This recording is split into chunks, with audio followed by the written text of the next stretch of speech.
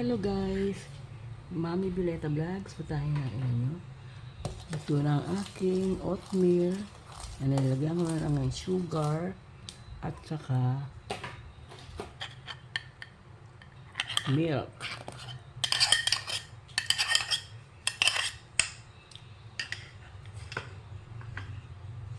Ayan, sarap tong pang almusal, merienda.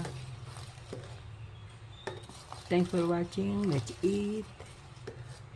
Don't forget my page, Mami Violeta Vlogs. Please like, comment down below, at share.